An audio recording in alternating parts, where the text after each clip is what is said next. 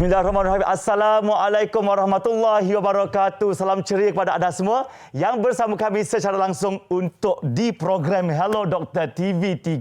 Apa khabar anda semua? Kami di sini mendoakan agar anda semua diberikan kesihatan yang baik dan sentiasa patuhi SOP yang ditetapkan. Dan hari ini macam biasa, Zaib juga ingin mengingatkan anda semua bahawasanya ramai-ramai jom follow kita punya Facebook account dulu. Di Facebook Hello Doktor TV3.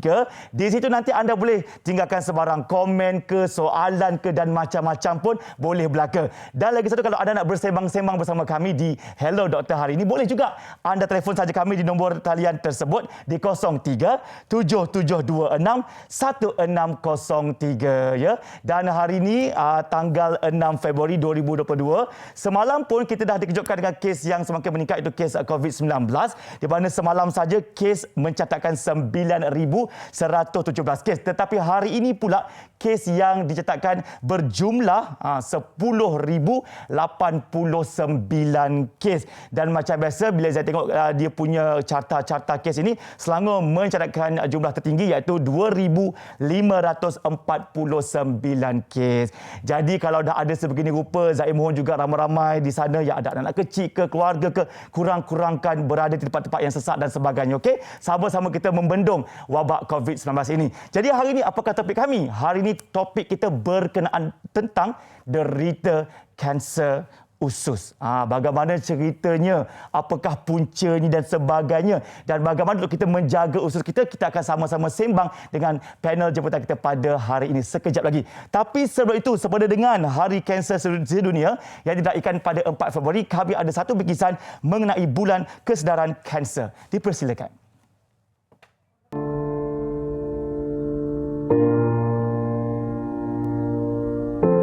Close the Care Gap atau rapatkan jurang penjagaan kanser. Tema sambutan Hari Kanser Sedunia pada tahun ini. Disambut pada 4 Februari setiap tahun, ia bertujuan meningkatkan kesedaran serta mengajak orang ramai mengambil bahagian dalam usaha mencegah dan membendung kanser. Meskipun bukan penyakit yang berjangkit, ia adalah penyebab kematian kedua tertinggi di dunia. Menurut Pertubuhan Kesihatan Sedunia (WHO), peningkatan terdapat sebanyak 93% kes baharu pada tahun 2020 serta jumlah kematian yang turut meningkat sebanyak 3 juta sejak 2 dekad lalu. Bagaimanapun, menurut Kementerian Kesihatan Malaysia, kanser usus besar, kanser paru-paru, kanser payudara dan kanser cervix adalah antara yang kerap berlaku di negara ini. Mencegah lebih baik dari mengubati. Dengan adanya Bulan Kesedaran Kanser ini, ia dapat membuka mata masyarakat bahawa penyakit ini tidak boleh diambil mudah, di samping bersama-sama memberi sokongan kepada penghidapnya untuk terus berjuang.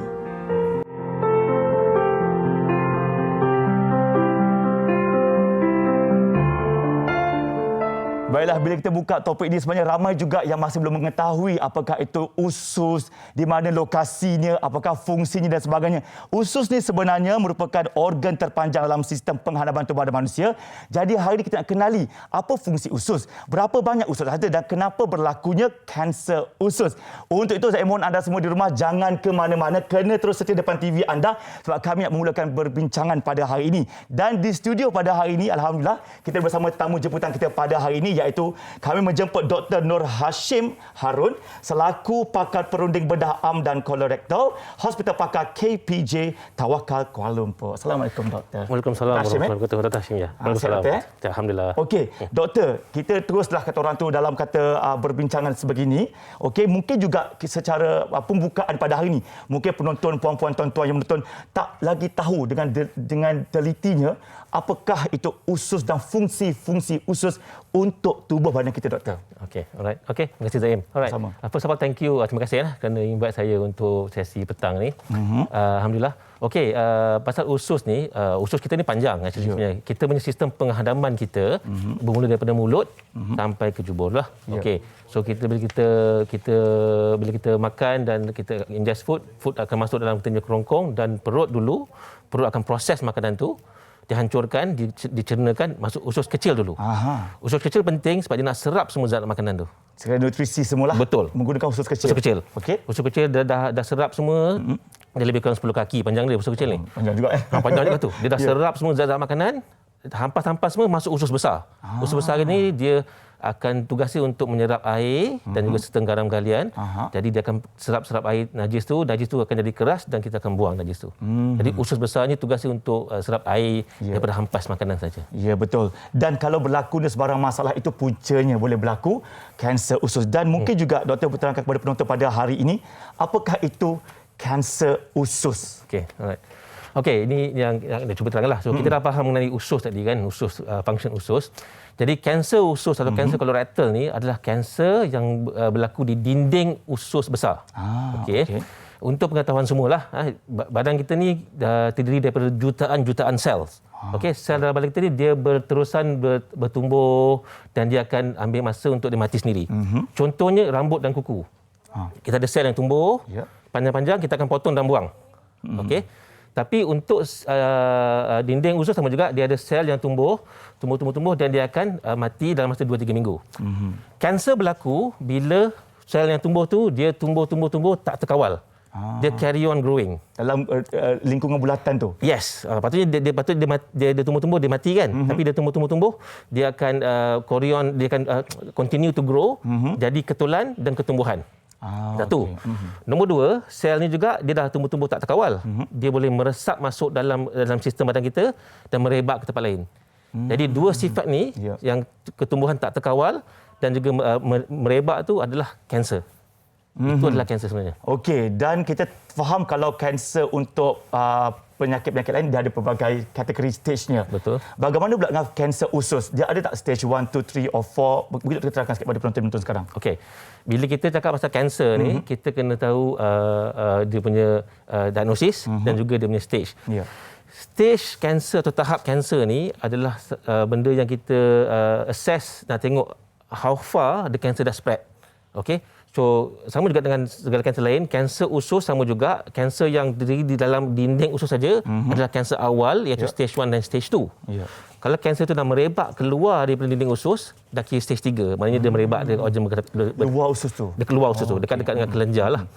Kalau dia dah merebak sampai ke organ lain, contohnya ke hati dan paru-paru, itu dah kira tahap 4.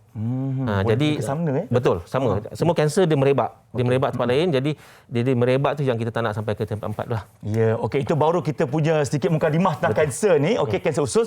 Anda juga dijemput untuk ramai-ramai turunkan komen anda di Facebook rasmi kami Hello Dr. TV3. Turunkan soalan anda dan kami akan cuba baca dan jawab kepada anda. Tapi untuk itu kita ada soalan pertama daripada kita punya penonton Facebook pada hari ini, daripada Hamdan Arsyad. Okey, soalannya, kadang-kadang saya dapati ada darah ketika buang air besar. Tak selalu berlaku tapi saya risau. Adakah itu tanda masalah usus atau kanser? Betul juga. Sebab ada orang cakap adakah betul berak berdarah itu tanda kanser. Tapi doktor akan menjawab soalan anda sekejap lagi. Jadi anda semua jangan ke mana-mana.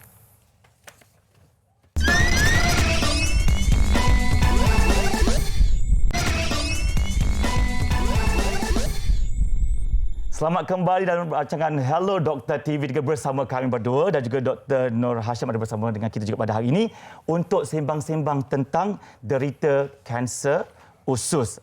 Jadi tadi sempat kami keluarkan soalan daripada penonton. Jom kita bacakan sama-sama. Soalan tadi doktor, okey, soalan dia berbunyi begini. Baiklah. Kadang-kadang saya dapati ada darah ketika buang air besar. Tak selalu berlaku tapi saya risau. Adakah itu tanda masalah usus ataupun kanser? Okey doktor. Silakan jawab. Okey. Good question. Terima kasih Cik Hamdan kerana bagi soalan tu. Saya nak kita sikit mengenai gejala atau tanda-tanda kanser lah. Okey, najis berdarah ni adalah simptom atau gejala yang paling kita risau. Kalau siapa ada najis berdarah, tak kisahlah darah sikit atau banyak, adalah benda yang kita patut ambil tindakan, jumpa dengan doktor pakar. Okey. Antara simptom-simptom lain yang daripada kanser usus adalah kalau ada perubahan dari segi pembuangan najis. Okay? Contohnya kalau seorang tu selalu buang air tiap-tiap hari ataupun selang 2 hari sekali, itu daripada kecil, daripada umur dewasa.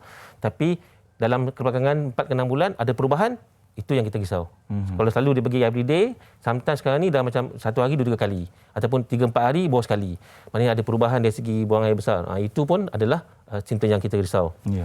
Termasuk juga dengan perubahan dari segi najis itu sendiri. Kalau selalu najis kita selalu dia form nice, tapi lately ni asyik ada episod-episod yang ada celik berit.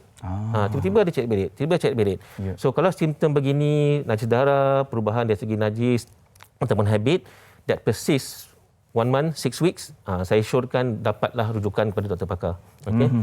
Simptom lagi untuk tanda simptom yang untuk kanser yang spesifik adalah simptom nama dia tenesmus ataupun dia adalah sensation bila kita buang air besar, dah buang tapi ada rasa lagi.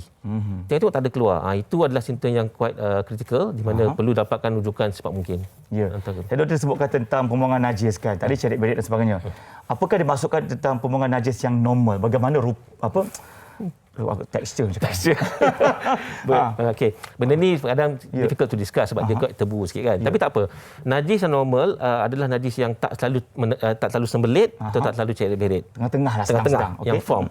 Saya selalu tanya pasien saya, dia katakan macam pisang lembut lah lebih kurang. Okey. Tapi ada setengah orang memang selalu dia sembelit. Kita kena pastikan kenapa dia sembelit. Jadi kita kena tengok sama dia kurang air ke ataupun kurang makan fiber dan sebagainya lah. Jadi yang kalau as long as the bowel habit is regular, selalu and form nicely, it's fine. Okey. Jadi bagi anda semua yang nampak tadi ciri-ciri ataupun kata orang tu gejala-gejala yang doktor terangkan tadi, elok berjumpa dengan doktor secepat mungkin. Okey, bukan saja penonton nak bertanya soalan, tapi kita ada rakan selebriti juga yang nak bertanya soalan. Jom kita dengarkan sama-sama.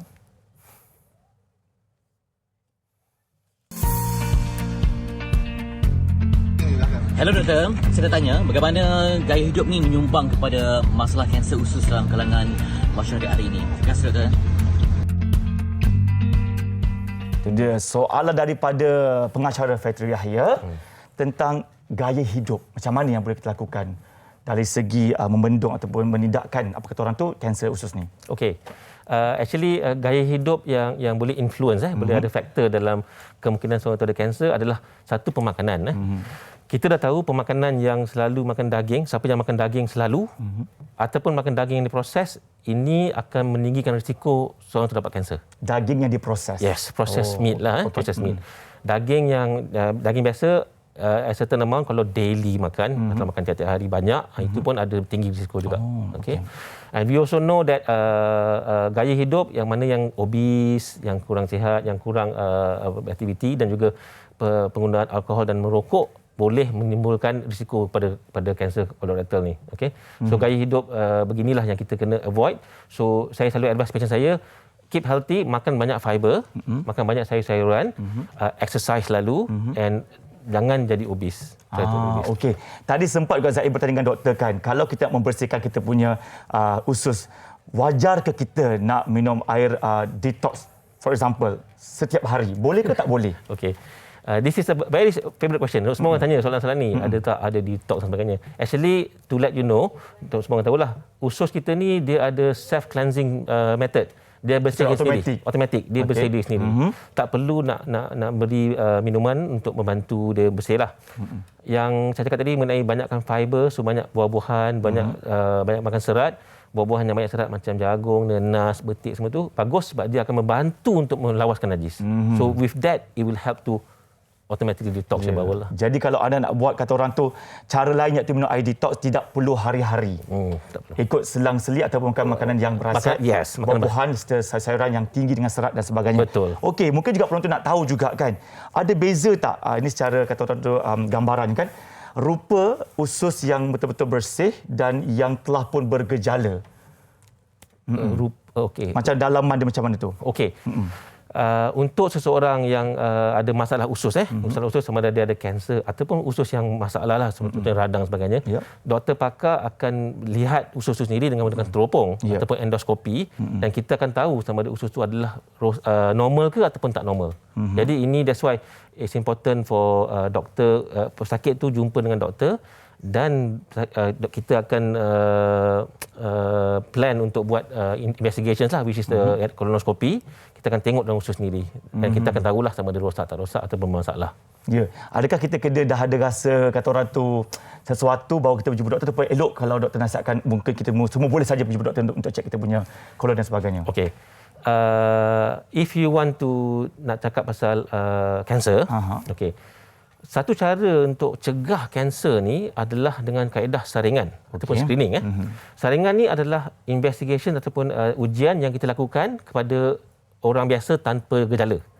Jadi to answer your question, kalau somebody umur dia 40 or 50, dia rasa macam dia nak buat test, you can do a colonoscopy. Okey. Yang ni kita buat especially kalau orang tu ada sedikit risiko. Apa risikonya? Kalau dia ada family yang ada kanser. Okey, so kita buat teropong. Kalau kita buat teropong, kita jumpa polip ataupun kanser yang kecil, kita boleh buang terus. So dengan cara ni kita dapat mencegah kanser berlaku. So yes, saringan boleh dilakukan untuk orang supaya kita dapat pastikan tiada kanser lah. 40 tahun ke atas kalau boleh. Yes. Okey, terima kasih doktor. Baiklah, di sini juga kita nak menerima panggilan daripada penonton kita pada hari ini yang juga nak bertanya soalan kepada doktor. Kita bersama Puan Rohaya. Assalamualaikum. Waalaikumsalam. Apa khabar Puan Rohaya di sana? Waalaikumsalam. Apa khabar Puan Rohaya? Sihat, Alhamdulillah. Alhamdulillah, okey. okey. Soalan dari doktor boleh? Boleh dipersilakan Puan Rohaya untuk terus tanya soalan kepada doktor kita pada hari ini. Puan Rohaya minta dijauhkan sikit daripada kaca TV supaya tidak mendengar suara yang... Halo doktor. Hello, Assalamualaikum. Saya nak tanya, adakah kalau kita banyak makan cili, kan, makan benda-benda pedas ni boleh menyumbang untuk sakit usus ni doktor? Okey, alright. Okey, kejap Okey, terima kasih Puan Rohaya atas soalan itu tadi.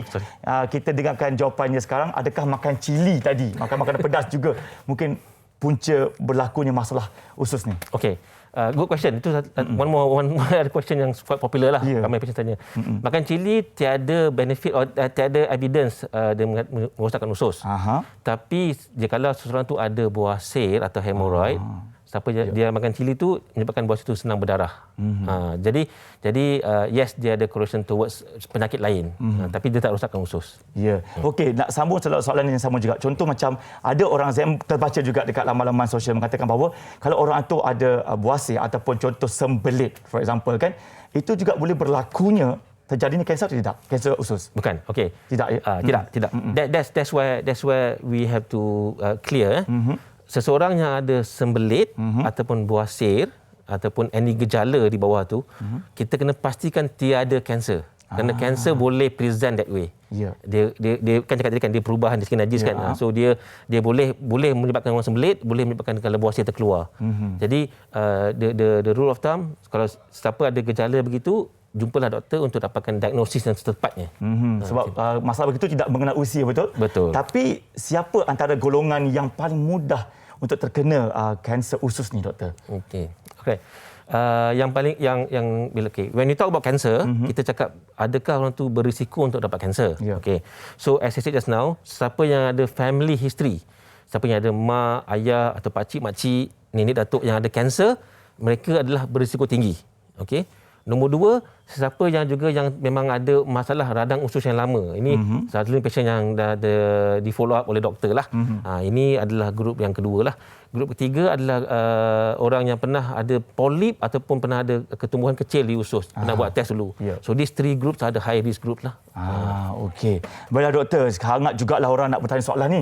Bukan saja tapi juga penonton yang menonton pun nak bertanyakan soalan. Jom kita cuba baca sekarang soalan yang terdapat di Facebook kami, di Facebook Hello Dr. TV3 daripada Shrina Jamil. Masalahnya doktor, bila buang air besar berdarah dan pergi klinik, doktor cuma sebut sembelit sahaja. Dari situ pesakit anggap tak ada apa-apa. Bila dah teruk baru diminta ke hospital, malangnya dah tahap 3. Bagaimana doktor? Apa ceritanya doktor? Silakan. Okey, terima kasih Puan Serina for that question. I feel sorry for that.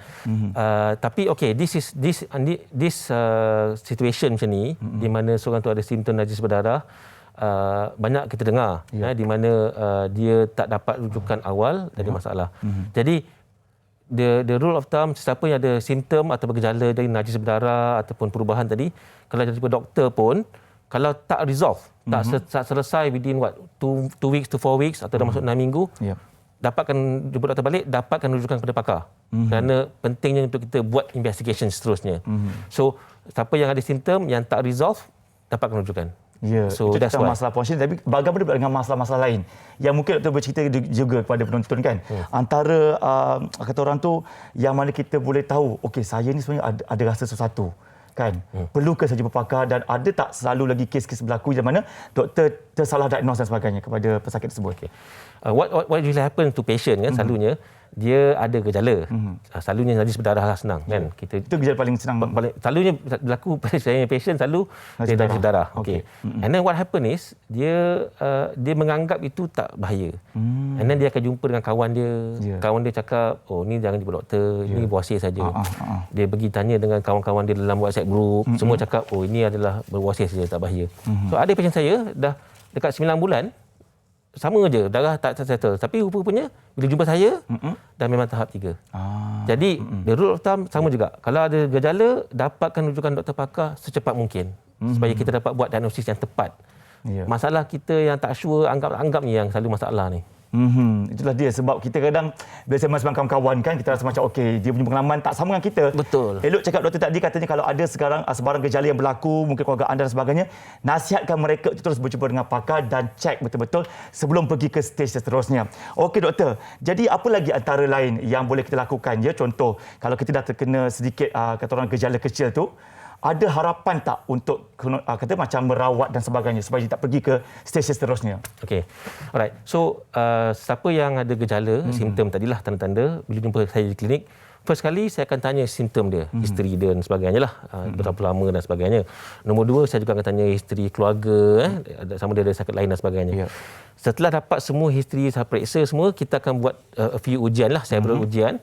Ujian yang penting adalah kolonoskopi. Okey. Bila dah buat kolonoskopi tu, kita akan tengok and kalau ada ketumbuhan, kita akan ambil some specimen hantar ke makmal untuk dibiopsikan. Itu satulah. Bila dah tahu benda tu kanser dan kita nak tahu tahap mana kanser tersebut lah. Jadi untuk tahu tahap mana kita kena proceed to do CT scan ataupun ultrasound scan ataupun MRI lah. So some scans. Okey, bila dah dapat semua keputusan tersebut, saya akan pastikan saya jumpa dengan pesakit dan juga dengan keluarga lah. Saya pastikan ada keluarga di situ untuk cakap, okey, yes, unfortunately memang dah ada kanser di stage dia 2 atau 3 atau 4 dan kita akan bincang apakah option rawatan. So boleh ada rawatan, bukannya tak ada rawatan. So rawatan tu ada and each patient dan kanser dia, rawatan dia semua individual. Tak sama. Tak sama. Dia cakap orang ni lain tak apa. Dia lain daripada orang tu. Ikut kita punya kategori usus kita betul, macam mana, level dia, kategori macam mana, bagaimana pasien tu. Ada pasien yang dah tak boleh nak operate. Jadi kita buat cara lain. Kan? Jadi bergantung pada pasien. Okey doktor, terima kasih. Baiklah, kita masih lagi nak menerima panggilan daripada anda yang menonton pada hari ini. Jom kita bersama dengan kita saksikan sekarang. Kita ambil pemanggil. Okey, Assalamualaikum. Puan Nur Amira. Ya, saya. Okey, Puan Nur Amira di talian. Ya. Okey, terus boleh tanya doktor sekarang. Ada. Hello, Puan Nur Amira, silakan dengan soalannya kepada doktor. Assalamualaikum doktor. Waalaikumsalam. Waalaikumsalam. Saya Nur Amira. Saya nak tanya sahabat saya ni dia dipunyai simptom tak tahu sama ada usus ataupun perut. Dia bila dia makan, dia buang najis tu tak hadam. Macam mana dia makan, macam tu lah bentuk tu keluar. Dan dia sesak nafas, tidur pun kena menerap. Jadi sama ada tu usus ataupun masalah perut. Okey, terima kasih Puan Nur Amira. Okey, atas soalan tersebut kita dengarkan jawapannya sekarang doktor. Okey, tadi katanya dia tak hadam. Ya, tidur terpaksa menerap dan sebagainya, susah nak buang dan sebagainya. Mungkin doktor bisa sambung cerita lagi. Okay, terima kasih Puan Amira for that question. Saya muskil sikit sebab ada banyak simptom kat situ. Simptom dia kata bila makan dia apa yang makan tu terus keluar kan. Tapi saya risau pasal sesak nafas tu. Saya takut dia kawan beliau lah mungkin ada masalah lain. Jadi dekat sinilah saya nak cuba tekankan kembali lah kepada Zaim dan juga kepada semua penonton kan. Dekat sini penting untuk dapatkan rujukan, dapatkan consultation dengan pakar atau paling kurang doktor yang tengok. Sebab maknanya ada benda lain yang perlu diinvestigate, ada benda yang perlu dibuat untuk dapatkan kepastian apa masalah kawan Puan Amira ni. Okey. kena jugalah kata orang tu memeriksa juga ya. Okey, kita akan sambung lagi selepas ni macam-macam soalan kami nak tanya kepada doktor. Anda semua di rumah jangan ke mana-mana.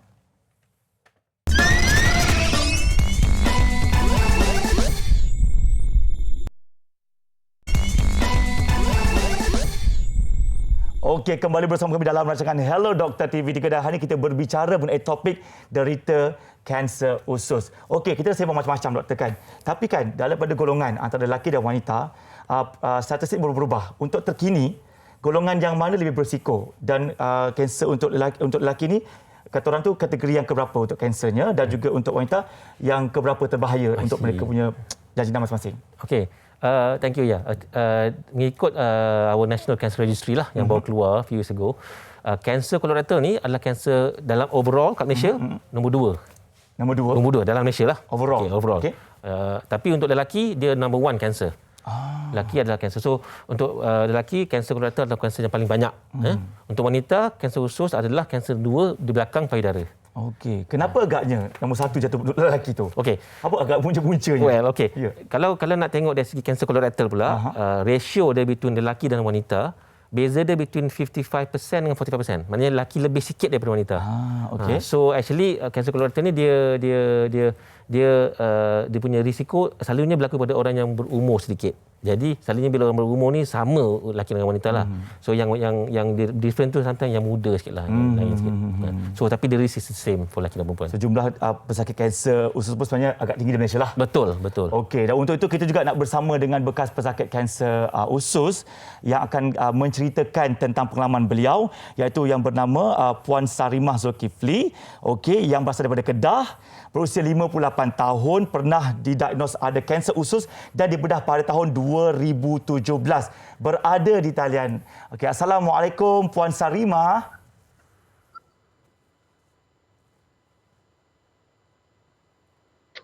Assalamualaikum. Waalaikumsalam. Agak lambat sikit lah ya. Delay sikit. Okey, Puan Sarimah, mungkin boleh kongsikan bersama dengan penonton Hello Doktor pada hari ini kan. Mungkin boleh ceritakan bila agaknya Puan Sarimah dapat tahu yang Puan Sarimah ada kanser usus. Tak dengar ke?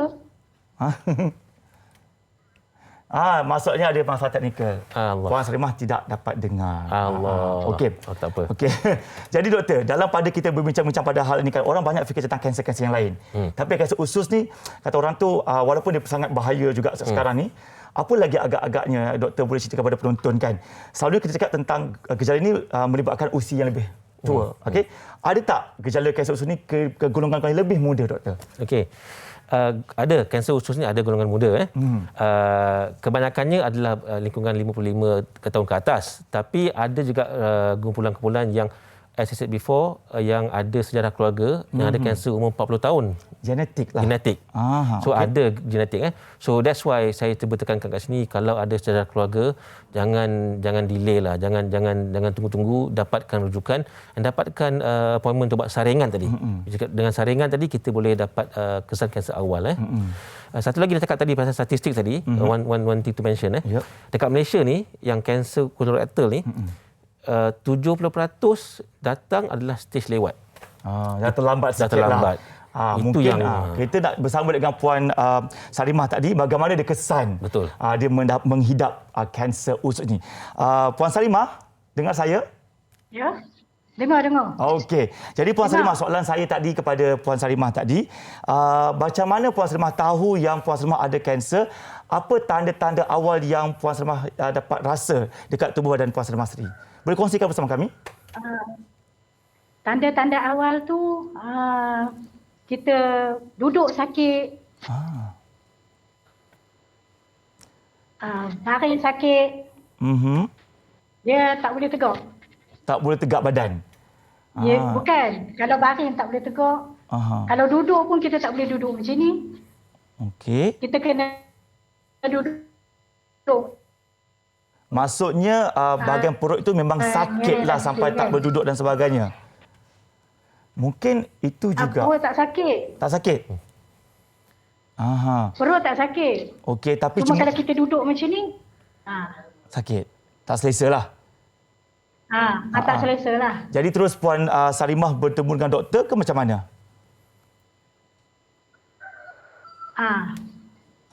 Okey. Tak apa. Mungkin ada. Pergi klinik dulu. Klinik kata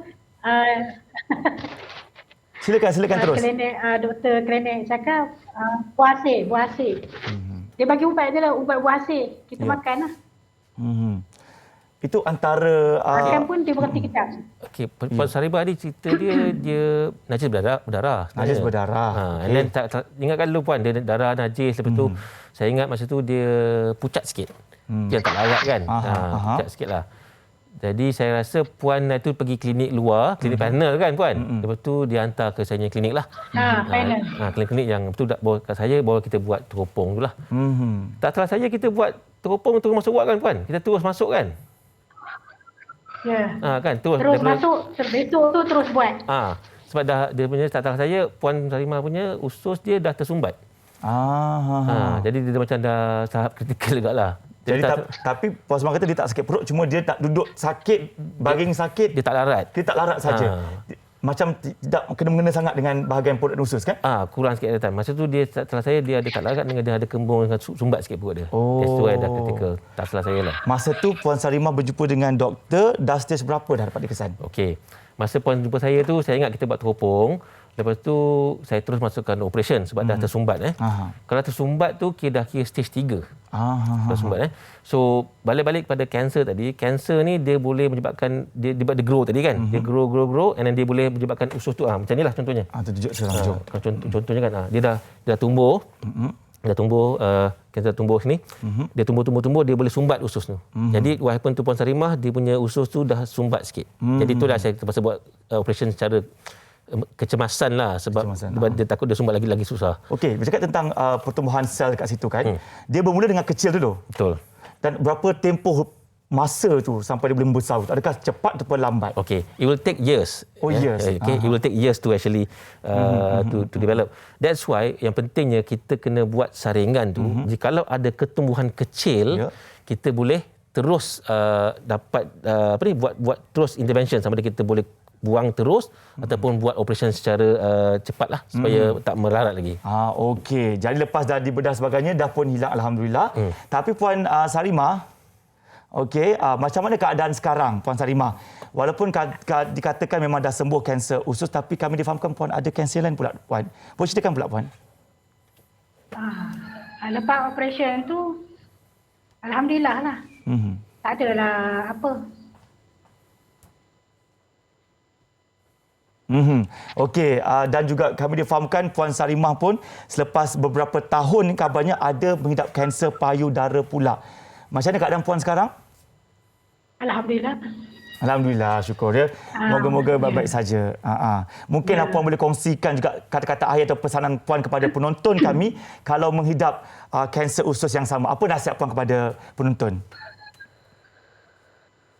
Sabar je lah. Sabar je dia kata. Terima kasihlah Puan Sarimah Zulkifli sudi untuk sembang-sembang kami di rancangan Hello Doktor. Terima kasih. Jaga diri. Okey. Assalamualaikum. Terima kasih Puan. Tu. Jadi kan cakap pasal kanser ni kan. Tadi memang Puan Sarimah, kita bercerita pada kes Puan Sarimah memang dah selesai. Dah dibuang kanser usus itu. Dan difahamkan lepas berapa tahun, 3-4 tahun juga dapat diagnos pula kanser lain. Macam mana dia boleh menjadi begitu? I think untuk Puan Sarimah kanser dia lain lah. Sebab dia I think dia mungkin ada genetik sendiri. Yang lain juga. Lah. Tapi on that note juga, bila kita buat operasi kanser ni, selalu lepas operation kita akan follow up. Kita akan follow up selama 4-5 tahun. Okey. Dan juga pasien juga akan bergantung sama ada mereka perlukan rawatan lain. Okay. So untuk kanser, dia punya mainstay of treatment is kita kena buang kanser tu. Dan jikalau seseorang tu ada stage 3 atau stage 4, then mereka perlukan rawatan lain di mana termasuk kemoterapi. Okey. Dan lepas tu dah buat semua tu, kita akan follow up selama 5 tahun dengan berkala kita buat teropong lah untuk pastikan tiada recurrence atau datang balik. That's the process of cancer. Cancer lah. Okey, dan sekarang ini kita bercakap tentang kanser usus ni kan. Kita faham bila cakap tentang dalaman dalam usus sendiri kan, dia macam tumbuhan kecil tu boleh membesar, it take years. Tapi bila ni fahamkan juga bila kabarnya bila kita bertemu dengan doktor akan masuk kamera. Betul. Kalau ada sebarang masalah, adakah akan terus dibuang on the spot. Okey. Itu yang saya banyak baca kat Betul, internet. good question. Okay, that is why betapa pentingnya kita nak kena jumpa dengan doktor, dapatkan ujian. Kerana jikalau kita buat kolonoskopi, bila saya buat kolonoskopi, kan, saya akan tengok ada ketumbuhan kecil, saya akan terus buang. Okey. Yang ni dipanggil polip. Polip ni adalah macam orang cakap small growth ataupun little growth yang mungkin boleh jadi kanser. So if you take one polyp, it might turn to cancer lah. So before dia turn to cancer, kita dah buang dia. Boleh jugalah buat terus. Terus. Habis settle. Clear. Dan patient tu saya akan, macam ni saya untuk gambar kan. Patient tu saya akan buat rawatan berkala, saya akan tengok balik di klinik dengan repeat scope untuk dapatkan kepastian. That's why. So kalau kita masuk teropong, kalau nampak ada ketumbuhan ataupun kanser terus, sometimes what we can do limited resection. Kita boleh buat operation terus kepada patient tu. Mungkin kita sembang-sembang kita faham, tapi ada juga orang perlukan gambaran jelas. Betul. Jom kita saksikan sekarang pemeriksaan usus ataupun ujian kolonoskopi yang disediakan oleh wartawan kami. Silakan.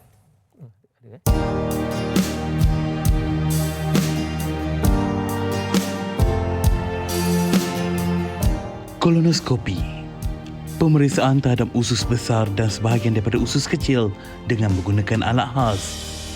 Tiup panjang dengan kamera di bahagian hujung. Pesakit yang menjalani ujian kolonoskopi ialah mereka yang mengalami perubahan ketara kepada tabiat membuang air besar seperti pendarahan atau keluar lendir semasa membuang air besar dan cirit-birit. Penerangan tentang ujian kolonoskopi diberikan terlebih dahulu dan pesakit mesti menandatangani borang keizinan sebelum kolonoskopi dilakukan.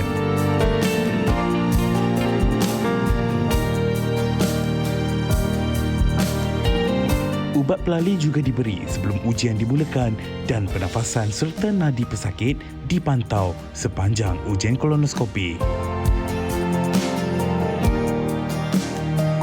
Sehari sebelum ujian ini dilakukan, pesakit perlu menjalani proses membersihkan usus agar pemeriksaan dapat dibuat dengan jelas.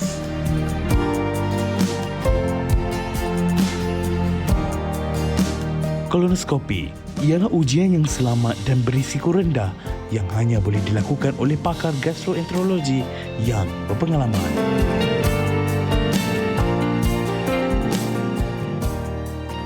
Eloklah kalau kita mencegah dengan melakukan pemeriksaan usus ini sebenarnya. Tapi ada juga orang agaknya menonton kat rumah tu, dia rasa macam sikit risau. Bagaimana feedback orang yang menjalani rawatan ini ataupun ujian ini? Adakah sakit ke? Rasa apa ke, doktor? Okey. Right. Okey, kolonoskopi ni kita buat kita boleh buat sebagai rawatan harian. Tak perlu masuk ward pun. Okey. Dan dalam klip tadi kita tengok dia cakap mengenai perlukan bowel prep. So malam sebelumnya saya akan cakap patient saya bagi ubat supaya lawas najis semua. Hari yang prosedur tu masuk dalam ward rawatan harian, saya akan bagi patient ubat lali. Ubat lali ni kebanyakan patient saya akan tidur. Okey. Kalau tak tidur pun dia akan mamai, dia macam drowsy sikitlah. Procedure takes about 20 minutes to half an hour, sometimes 40 minutes lah. Okey, within 1 hour settle semua. And dengan ubat lali saya akan bagi juga ubat tahan sakit juga. So patient akan relax lah. Selepas prosedur, patient akan tidur dalam sometimes 1 or 2 hours. Dia bangun, dia tak ingat the event tu. Dia macam couldn't remember the event. So, dia tak ingat sangat apa berlaku lah. So, all my patient cakap dia tak ada rasa apa-apa isu pun. Lepas tu, saya akan discuss dengan diorang apa findings. Petang balik insyaAllah. So, it's not a big thing lah akhirnya. Simple. One day punya treatment je. Okey, doktor. Kita sambung sembang lagi sekejap, doktor. Anda semua jangan ke mana-mana. Terus setia bersama kami dalam rancangan Hello Doktor.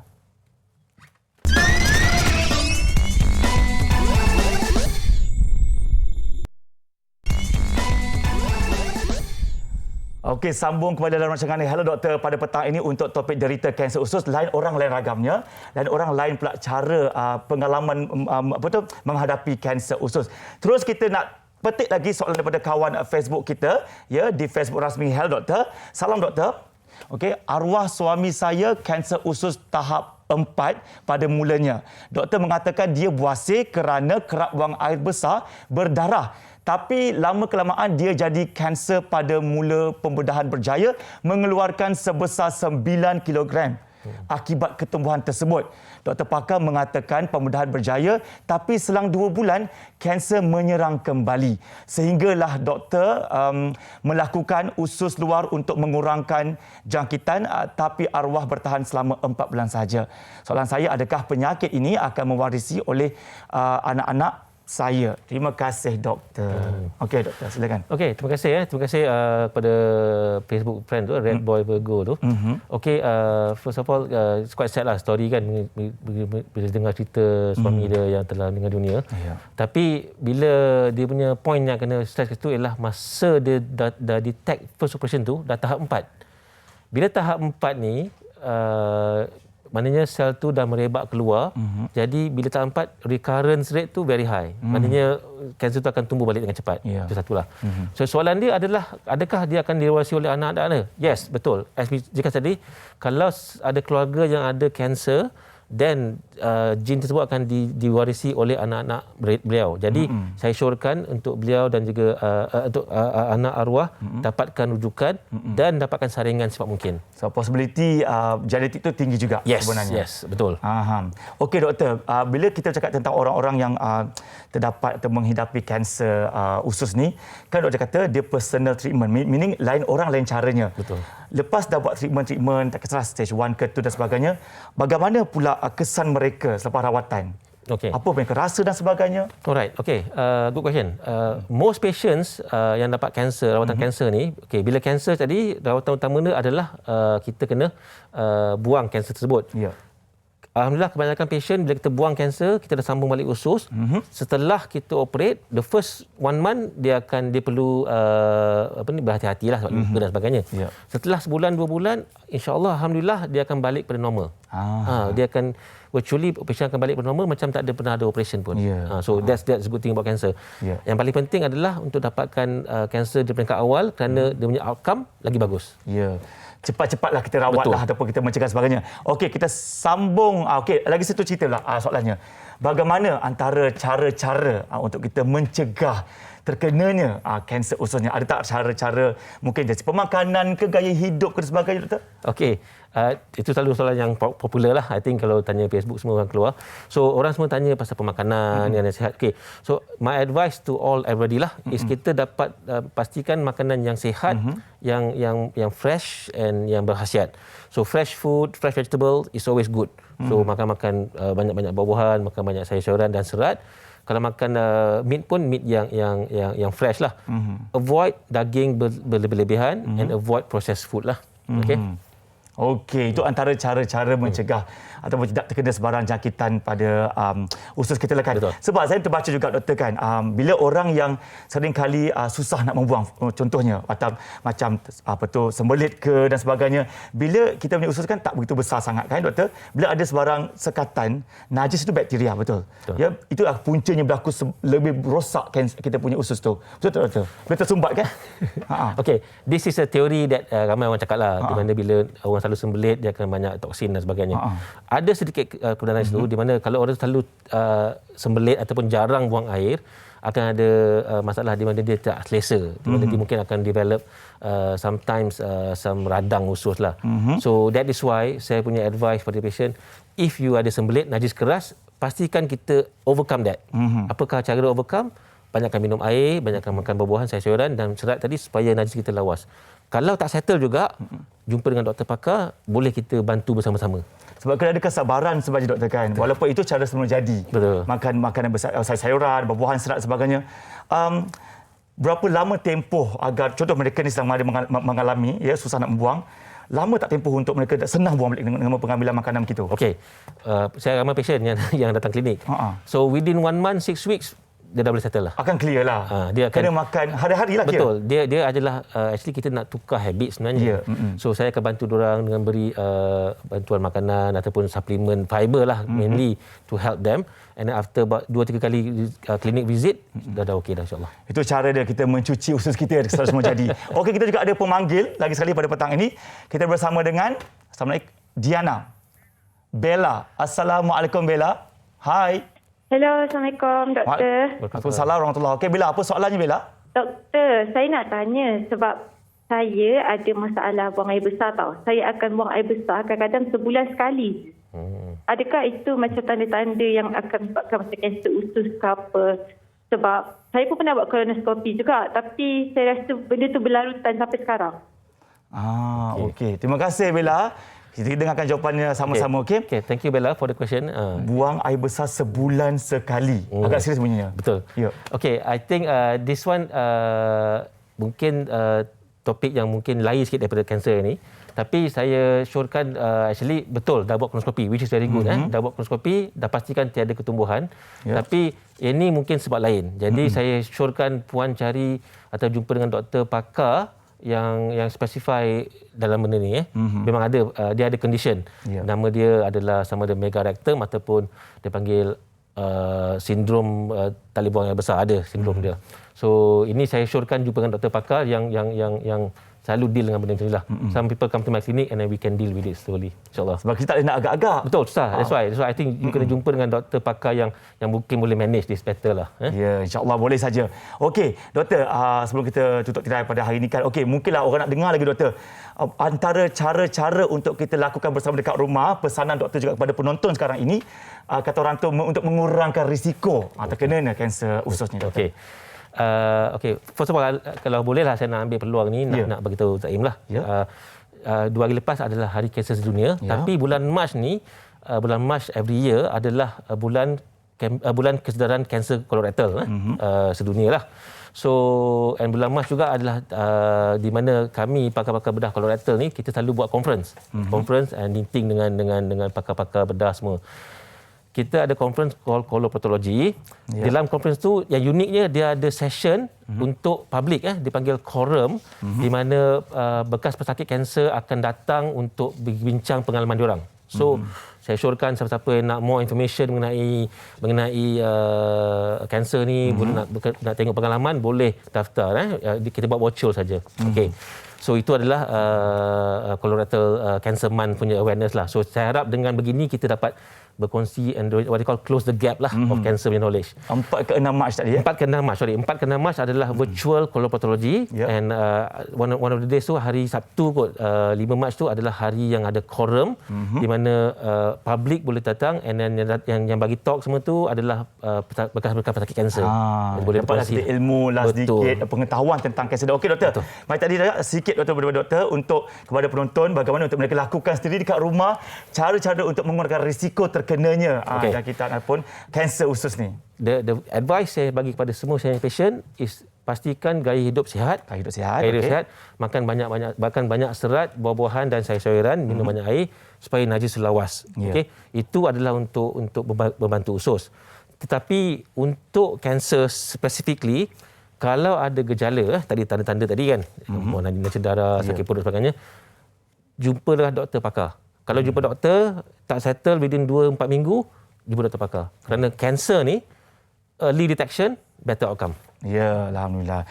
Doktor, terima kasih Dr. Nur Hashim Harun selaku pakar perunding bedah am dan kolorektal Hospital Pakar KPJ Tawakal KL kerana sudi bersama dengan kami pada hari ini. Dan anda semua menonton, pastikan anda dapat kata orang tu ilmu yang kami kongsikan hari ini dan amalkan gaya hidup yang sihat. Kalau ada sebarang gejala, risau-risau jangan duduk rumah saja. Terus keluar bertemu dengan doktor berdekatan. Okey, minggu hadapan topik kita bertajuk puberfonia, iaitu lelaki bersuara wanita. Ada rawatan tak? Kita jumpa minggu hadapan. Assalamualaikum. Stay safe. Bye-bye.